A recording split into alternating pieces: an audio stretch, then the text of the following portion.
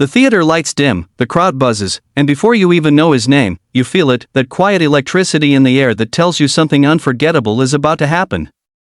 But before we begin, let me ask you something real quick. How many times have you watched a video like this and thought, wow, this deserves a like, or I don't want to miss stories like this again?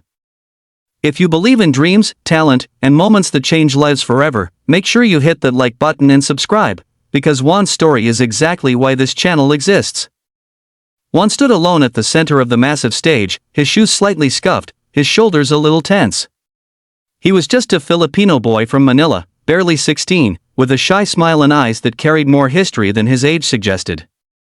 Back home, his world was small, a narrow street filled with tricycle horns, laundry lines dancing in the heat, and neighbors who all knew his name.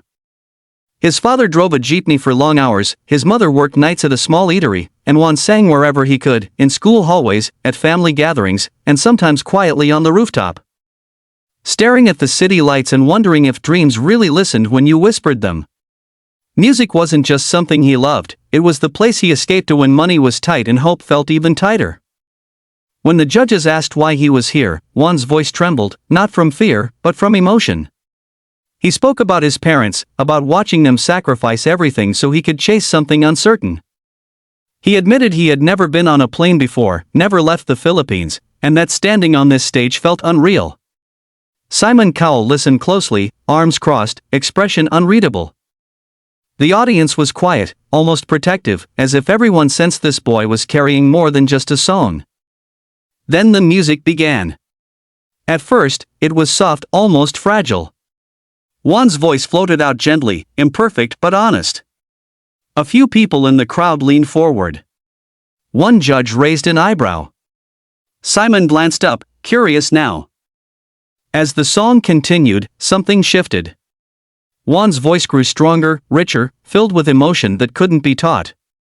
Every lyric felt lived in, like he wasn't performing but remembering. You could hear Manila in his voice, the struggle, the hope, the resilience. The audience started to feel it too, that tightening in the chest, that unexpected lump in the throat. Halfway through the song, Juan closed his eyes, and that was the moment everything changed. His voice soared, powerful and raw, echoing through the theater. Gasps rippled through the crowd. One judge's mouth fell open. Another placed a hand over their heart. And Simon Cowell, the man known for stopping performances in seconds, leaned forward, his face completely transformed. For once, he wasn't judging. He was listening. Truly listening. As the final note rang out, there was a split second of silence. Just one breath. Then the entire theater exploded. The crowd leapt to their feet, cheering, crying, clapping so loudly it felt like the walls were shaking. One stood frozen, tears streaming down his face, hands trembling as he tried to understand what was happening. The judges stood too, applauding him, and Simon. Simon was smiling. Simon spoke slowly, choosing his words carefully. He talked about how rare it was to hear a voice like Juan's, not just because of talent, but because of truth. He said Juan reminded him why shows like this existed in the first place, to find voices the world might never hear otherwise. Juan wiped his eyes, nodding, barely able to breathe. Then Simon did something no one expected.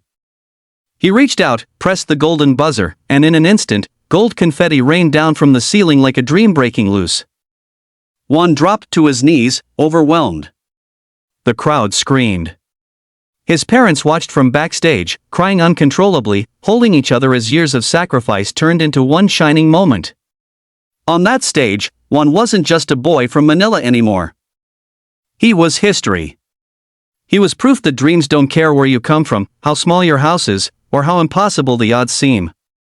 As the golden confetti settled, Juan looked up, eyes full of gratitude and disbelief, and smiled a smile that said, "This is for my family. This is for my country. This is for every kid who was told to be realistic instead of brave." And in that moment, millions watching around the world felt inspired, reminded that sometimes, the quietest beginnings lead to the loudest victories. If this story moved you even a little, don't forget to like this video, subscribe to the channel, and share it with someone who needs hope today. Because Juan's journey isn't just his, it's a reminder that history can be made by anyone, anywhere, as long as they dare to sing their truth out loud.